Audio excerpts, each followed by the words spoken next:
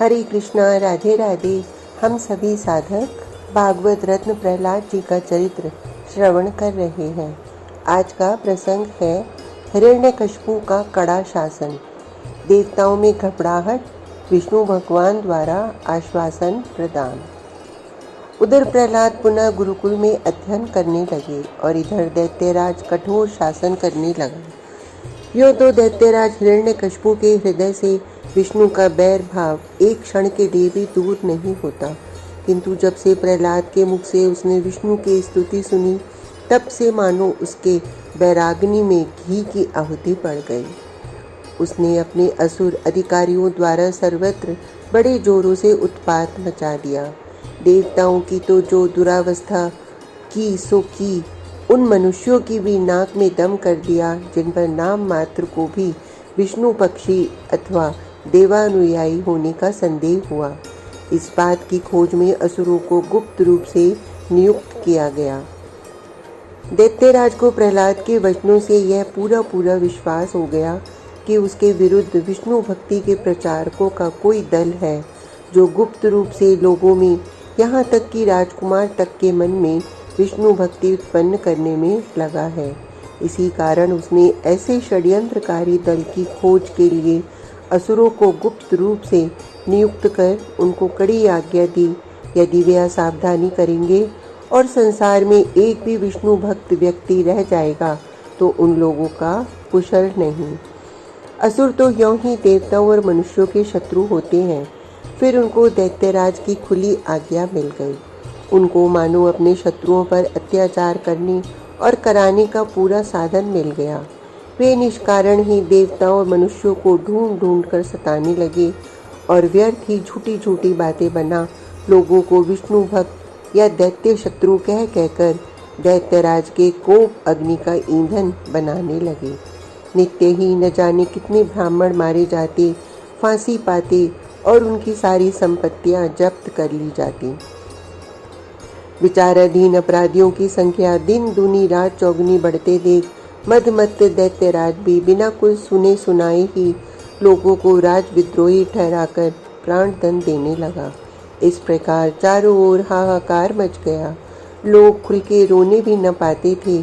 सब लोग होठों के भीतर ही भीतर त्राहि भगवन का जप रात दिन जपने लगे। देवताओं ने घबराकर अपनी विपदा सुनाने के लिए अपने आचार्य गुरुजी को बुलाया। उनको सारी कहानी सुनाने के पश्चात देवताओं ने उनसे प्रार्थना की कि यदि शीघ्र ही इस दैत्यराज का वध का उपाय आप नहीं ढूंढेंगे तो हम लोगों का अंत ही समझिए। हम लोग ढूंढ कर सताए और मारे जा रहे हैं।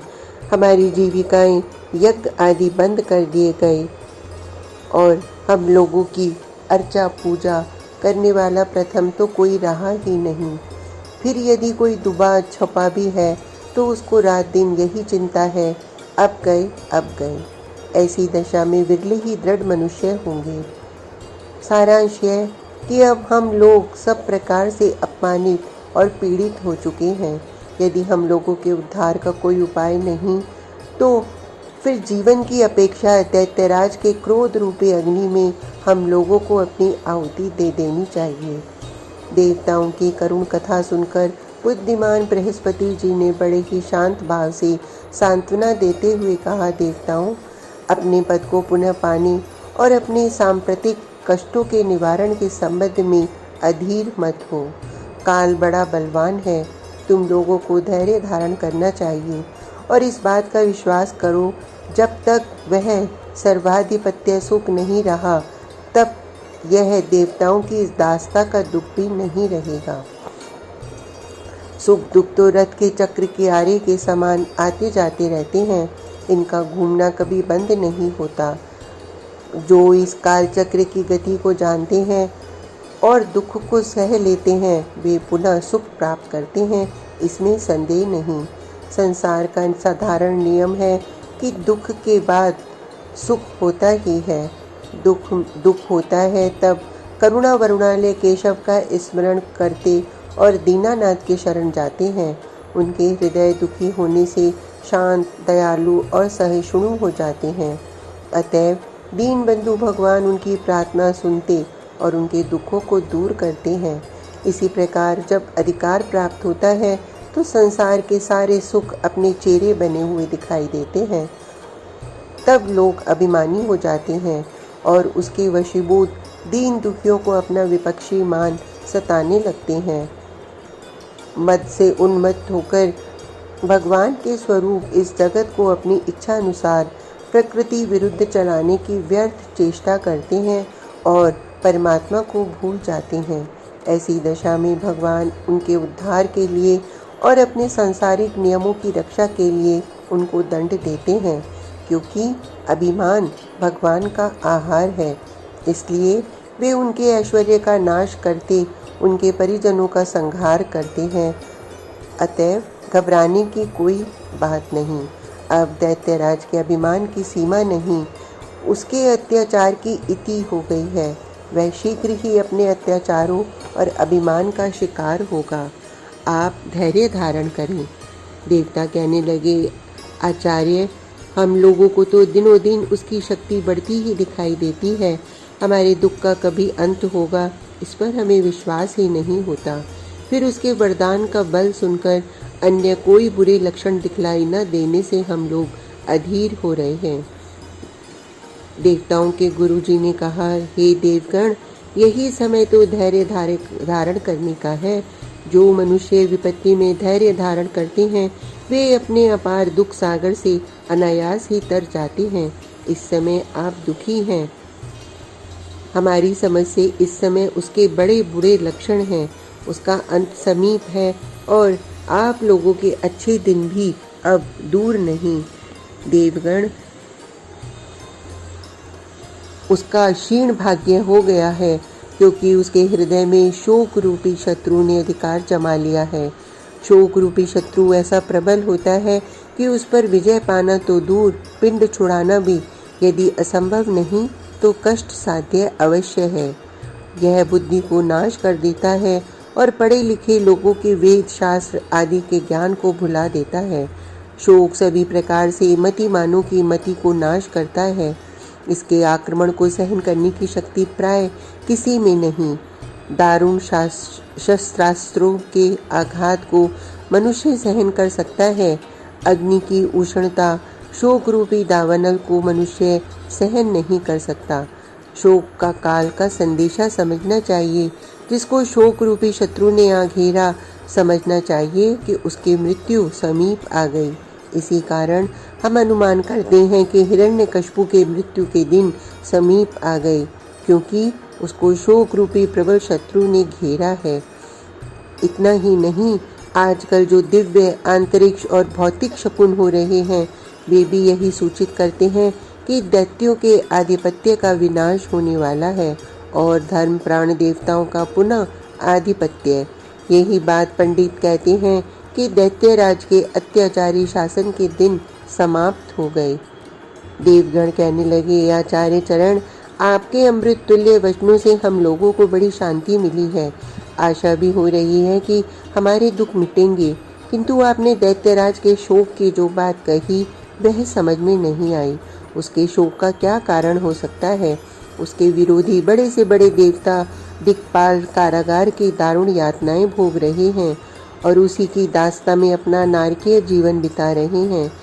जो उग्र विचार के लोग उसके विरोधी हैं वे या तो फांसी पर लटका दिए या कंदराओं में छिपे मृत्यु के दिन गिन रहे हैं। उसका एकाधिपत्य है और सब ओर उसी का विजय का डंका बज रहा है। उसका न कोई ऐसा शत्रु है जिससे उसको भय हो। आजकल उसका शत्रु बनना ही सरल काम है। इस समय उसको दूध पूत दोनों ही प्रकार के सुख प्राप्त हैं, तो उसको कष्ट किस बात का? बृहस्पति जी कहने लगे, आप लोग उसके आंतरिक दुख को नहीं जानते, उसके शोक को नहीं समझते। जब से उसके भाई हिरण्याक्ष को वाराह भगवान ने मारा है तभी से वह शोकानल में जल रहा है। उसने भगवान विष्णु से और उनके भक्तों से शत्रुता ठानी है। हाल में एक घटना में उसके छोटे पुत्र प्रहलाद ने विष्णु भक्ति की दुंदुभी बजाई और उसकी राजसभा में उसी के सामने जाकर विष्णु की स्तुति की, उनकी ईश्वरता सिद्ध की और दैत्यराज की ईश्वरता को तृण के समान भी न समझा। इस कारण अब उसकी अपने ही अंग में रोग लग गया और वो शोक से व्याकुल रात दिन इसी चिंता में है कि प्रहलाद की बुद्धि कैसे पलटे। प्रहलाद की बुद्धि पलटने वाली नहीं, अतएव उसका शोक भी घटने वाला नहीं। जब घर में ही वैरी है, तब दैत्य वंश के नष्ट होने में और उनके आधिपत्य के अंत होने में क्या संदेह। दैत्य जानता है उसको शोक है और बहुत बड़ा शोक है। हे देवगण, अवसर सदा नहीं मिलता और अवसर पर काम न करना आई हुई सफलता का अपने आप तिरस्कार करना है। शोक के आवेश में वह ऐसे घोर अत्याचार कर रहा है जिनको देखकर भगवान लक्ष्मी नारायण का भी आसन डोल गया होगा। अतएव इसी समय यदि तुम लोग भगवान की शरण जाकर अपनी विपदा सुनाओगे तो वे तुरंत उसके विनाश का उपाय करेंगे। तुम लोग जैसे ही जाओगे वैसे ही वे तुम्हारा कार्य साधेंगे। देवताओं ने गुरुवर बृहस्पति जी के आदेश अनुसार शीघ्र ही जाकर विष्णु भगवान से अपनी विपदा सुनाने का आयोजन किया। यात्रा की सुंदर तिथि में सविधि पुण्य आवाचन और स्वस्ति वाचन कराकर देवताओं ने यात्रा की और सिफारिश के लिए देव भगवान शंकर को भी साथ लेकर आगे कर लिया। सब क्षीर सागर के उत्तर किनारे पर जा पहुंचकर स्तुति करने लगे। उनकी स्तुति से प्रसन्न होकर भगवान विष्णु प्रकट हुए और बड़ी प्रसन्नता के साथ महारानी जगदम्बा पार्वती और भगवान शंकर का स्वागत अभिवादन करते हुए बोले, हे देवगण, तुम लोगों की ओर से भगवान देवादिदेव महादेव ने हमारे इन 100 नामों के द्वारा जो स्तुति की है, इससे हम अत्यंत प्रसन्न हैं। तुम लोग क्या चाहते हो बतलाओ, हम तुम्हारा काम करने के लिए तैयार हैं। देवगण ने कहा, नाथ, आप तो अंतर्यामी हैं, हमारे सभी अर्थों को भली भांति जानते हैं। हे ऋषिकेश, हे पुंडरीकाक्ष, हे माधव, आप सब जानते हैं, आपसे हम अपना कार्य क्या बतलाएं। भगवान ने कहा, देवगण, यदि आप स्वयं कुछ नहीं कहना चाहते तो आप लोग जाइए। हम आप लोगों के अभिप्राय के अनुसार आपके शत्रु हिरण्यकशिपु का शीघ्र ही वध करेंगे और साथ ही कहते हैं कि भगवान शंकर कृत इस 100 नाम वाली स्तुति को जो करेगा उसका मनोरथ सिद्ध होगा। किंतु हे देवगण, धैर्य धारण करो, अभी आपके कार्य के पूर्ण होने में कुछ विलंब है। अभी आप लोग कुछ काल तक इन कष्टों को सहन करें, शीघ्र ही उसका नाश होगा। हिरण्यकशिपु के छोटे पुत्र का नाम प्रहलाद, वह हमारा परम भक्त है। उसकी भक्ति से हिरण्यकशिपु बरजने लगा है, किंतु वह मानने वाला नहीं।